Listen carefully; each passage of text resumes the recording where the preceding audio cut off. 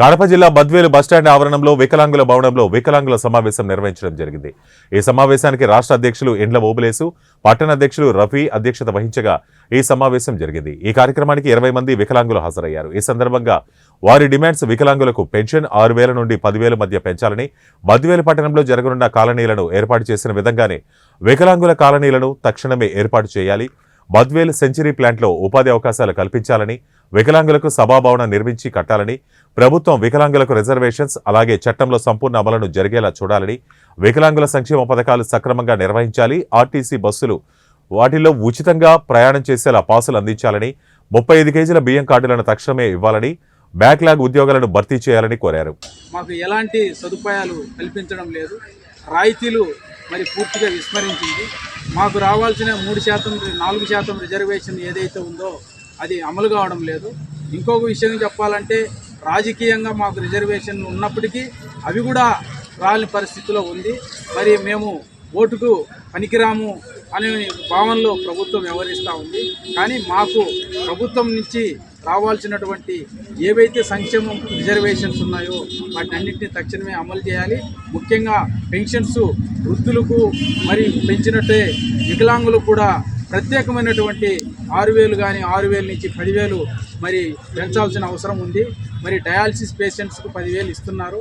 మరి వికలాంగులు పనులు పాటలు చేసుకోలేనటువంటి వికలాంగులకు మరి ప్రభుత్వం వెంటనే మరి 6,000 రూపాయల నుంచి 10,000 మధ్యలో పెంచాలి. అలాగే మాకు మరి ఇళ్ల స్థలాలు ఎక్కడే కానీ వికలాంగులు జగనన్న కాలనీలో ఎక్కడ ప్రాధాన్యత ఎందుకు ఇవ్వడం లేదో మాకు అర్థం కావడం లేదు. మరి వికలాంగులు మనకు ఒక చట్టం చేయబడింది, ప్రభుత్వం మనకు ఒక చట్టం చేసి మనం అడుగుతున్నాం. మనకి ఏవైతే మనం వాటికి దూరం అవుతున్నామో అవి మాకు కావాలని అడుగుతున్నాం. ఈ పరిస్థితుల్లో ప్రభుత్వం వెంటనే చర్యలు తీసుకోవాలని చెప్పి మనం ప్రధానంగా డిమాండ్ చేస్తున్నాం. ఇంకొకటి, రేపు ఇళ్ల స్థలాలు ఇప్పుడు జగనన్న కాలనీలు ఇచ్చినాడు, రేపు ఇంకొక ఆయన వచ్చేసి ఇంకొక చంద్రన్న కాలనీలు పెడతాడు. ఎవరు ఏం పెట్టినా వికలాంగులు ఎందుకు విస్మరిస్తున్నారు అనేది మా క్వశ్చన్. అందుకే మన వికలాంగులం అంతా ఐక్యంగా మనం కూడా ఒక ప్రత్యేకమైనటువంటి వికలాంగులం కావాలి. ముందు మనము వికలాంగులం అందరం కలిసి ఆర్టీఓ కాడికి పోతాం. మా సమస్య ఇది సార్, మీరు ఇస్తారా లేదంటే మేము రోడ్డు ఎక్కమంటారా?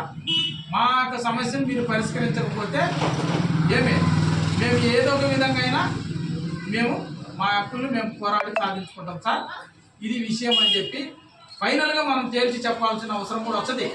అందుకే ఇంకొంతమంది ఏం చేస్తున్నారంటే మీరు చేయండి బ్రదర్ ఉంటామని, వామపక్ష పార్టీలు కూడా మనకు మద్దతు వస్తున్నాయి ముందుకు. మనము ఈ పోరాటాలలో ముందుండి ఖచ్చితంగా సాధించుకోవాల్సిందే.